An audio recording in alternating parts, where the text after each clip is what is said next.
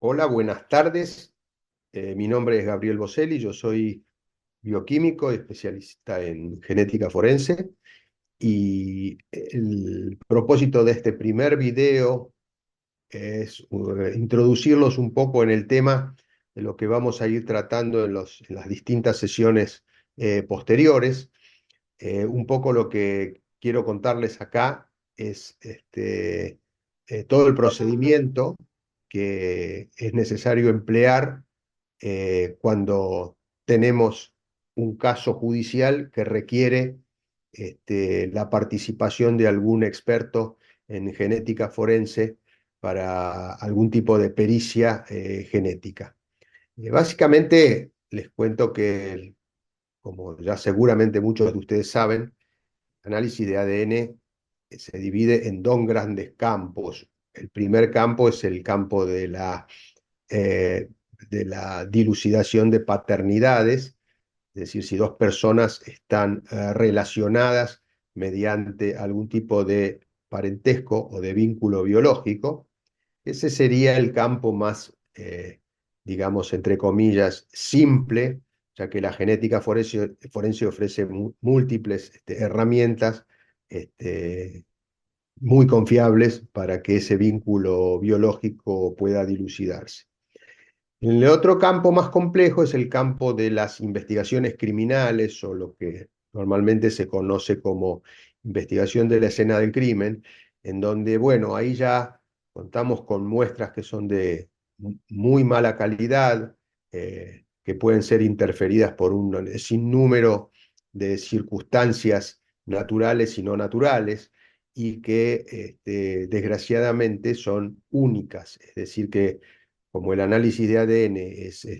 destructivo, muchas veces tenemos una única oportunidad de analizarlas y después ya no tendremos posibilidad de un reanálisis posterior. De manera que en esos casos es donde tenemos que extremar las medidas para que la muestra sea obtenida en forma válida y que después tenga validez desde el punto de vista judicial. Por eso es importantísimo que las personas que concurren a vamos a denominarlas genéricamente escenas de crimen, tengan una instrucción previa. Lamentablemente en la Argentina esto en muchos casos se carece de este tipo de instrucciones, y entonces, bueno, se cometen un sinnúmero de errores que llevan después a que las muestras sean invalidadas o no puedan ser analizadas debidamente con la debida importancia judicial o falibilidad judicial. De manera que lo que básicamente yo les quiero con estas clases transmitir es que cuando uno trata de obtener una muestra biológica, la muestra biológica es una muestra de características muy particulares, no es una huella dactilar depositada sobre una determinada superficie, sino que, bueno, las superficies sobre las cuales puede estar depositada son múltiples, partiendo del caso más complejo, como puede ser el de un cuerpo humano, en donde uno debe obtener muestras a partir por ejemplo, del cuerpo de una víctima, hasta determinadas superficies, ropas o distintos elementos, armas o distintos elementos que puedan ser de importancia a nivel criminalístico. Eh, las formas en que se obtienen esas muestras muchas veces difieren debido a precisamente el material sobre el cual están depositados. Si uno encuentra una mancha de sangre sobre una ropa, es muy fácil obtener un trozo de ese elemento o tejido y ser enviado al laboratorio, con lo cual seguramente la calidad de la muestra va a ser lo suficientemente buena como para que arroje un resultado válido desde el punto de vista judicial. Lo mismo si se tiene una mancha de semen o una mancha de saliva. En muchos casos, lamentablemente, hay que lidiar con muestras que son mucho más complicadas, como es el caso de lo que se conoce generalmente como ADN de toque, es decir, aquellas muestras que provienen de células que fueron depositadas por el solo hecho de tocarlas sobre una determinada superficie, y acá sí me remito a la importancia de hacerlo, por ejemplo, en las armas de fuego o en las armas blancas, o inclusive en algún elemento con grip de agarre que pueda haber sido utilizado como un arma. En esos casos, sí es importantísimo la forma en que va a ser obtenida la muestra y después cómo va a ser remitida al laboratorio. Como ustedes saben, en muchos casos, lamentablemente, este tipo de análisis no se llevan a cabo, eh, un poco porque los laboratorios no cuentan con la tecnología necesaria, y un poco también porque el personal que tiene que estar encargado de ese tipo de tomas no está lo suficientemente entrenado, y por lo tanto no se vuelve una práctica habitual. Eh, Como ejemplo, yo siempre utilizo el de las armas de fuego, porque cuando hay un arma de fuego implicada en un hecho criminal, lo primero que se hace con ese arma es eh,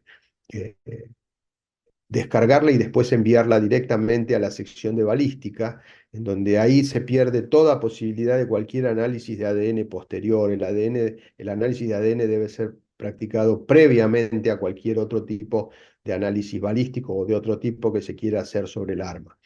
Desgraciadamente, esta no es una práctica habitual que se utilice en nuestro país. Debería serlo, pero como ustedes saben, si no existe la costumbre y el entrenamiento, normalmente no. Y eso de alguna manera impide que en muchos casos contar con una evidencia de fuste en el caso criminal. Lo mismo es el caso de los cuerpos de las víctimas, en donde este, muchas veces los médicos no están entrenados para tomar muestras que puedan haber sido depositadas sobre el cuello o sobre alguna parte de la víctima antes de practicar la autopsia, y entonces a partir de ello, después es imposible volver el tiempo atrás y recabar algún tipo de muestra. De manera que en esos casos, lamentablemente, habría que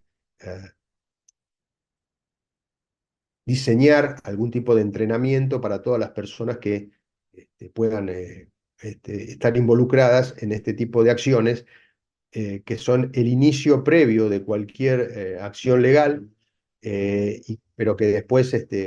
pueden no servir en el caso de un juicio o de un análisis legal posterior. Eh, es muy importante que los peritos entiendan la definición de contaminación. ¿Por qué es esto? Porque muchas veces los peritos que acuden a las escenas de crimen no están capacitados eh, y- técnicamente para entender cuáles son las formas de contaminación de una muestra, y una vez que uno lamentablemente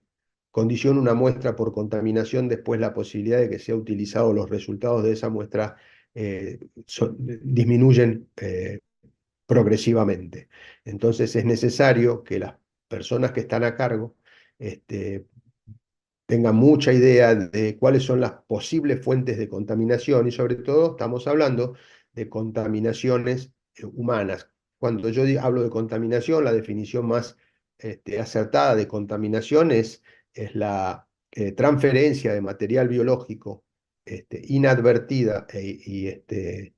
y no deseada en una determinada muestra biológica. Por eso aquí hay que diferenciar en donde podemos tener muestras que tienen mezclas, por ejemplo, en una violación, en donde es muy probable que ante una muestra que se tome de una persona violada se cuente con material biológico tanto del violador como de la víctima. Eso no es una contaminación, eso es característico propio de la muestra que se está tomando. Y otra es cuando juntamos varias muestras de formas de diferentes localizaciones, las juntamos y entonces en el mismo contenedor podemos estar provocando contaminaciones entre muestras que no estaban presentes en el momento original, sino que nosotros la estamos provocando. Eso es lo que hay que evitar,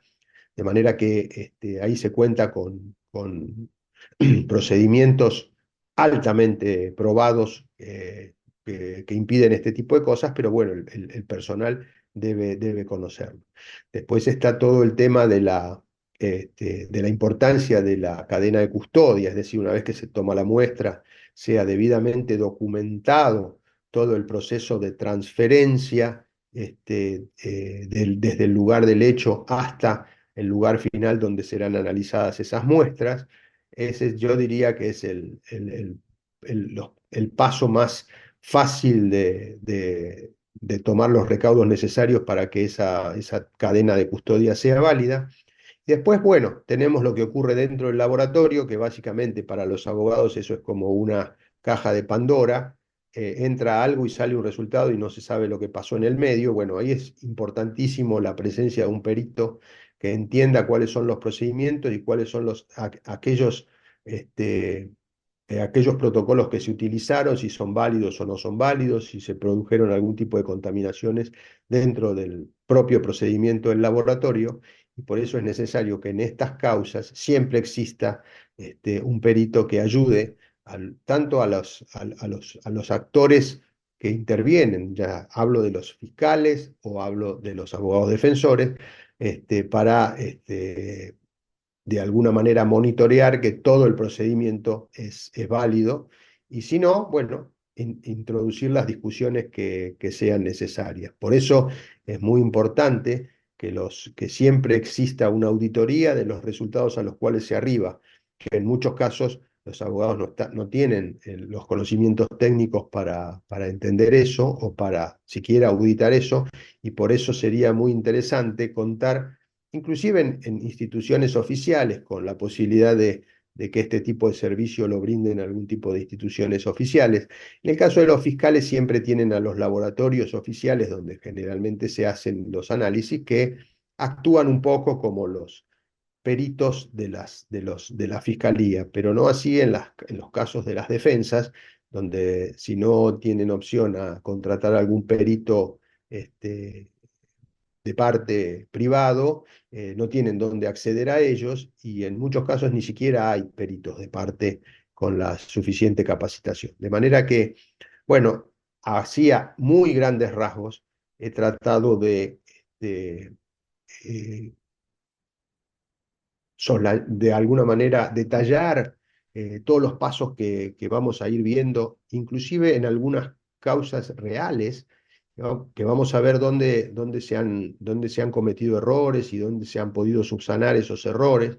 de casos que seguramente ustedes tienen acceso porque han llegado a la prensa o son de amplia difusión pública, de manera que, bueno, en principio que esto sirva un poco como el puntapié inicial para todos las demás clases que estaremos dando en estos días, y que, bueno, el colegio, gracias a que de alguna manera han podido vislumbrar la importancia de esto, le han dado lugar. Yo he tenido el placer de dar varios cursos y varias conferencias en el Colegio Público de Abogados de la capital. Así que, en principio, agradezco al colegio, y por supuesto voy a estar a disposición de cualquiera de los colegiados que necesite algún tipo de información, eh, tratar de ayudarlo en la medida de lo posible. De manera que, en principio, bueno, a todo aquel que tenga acceso a estos videos y a estas clases, bienvenido, y esperemos que sirva en el ejercicio de su actividad profesional. Muchas gracias y estamos a su disposición.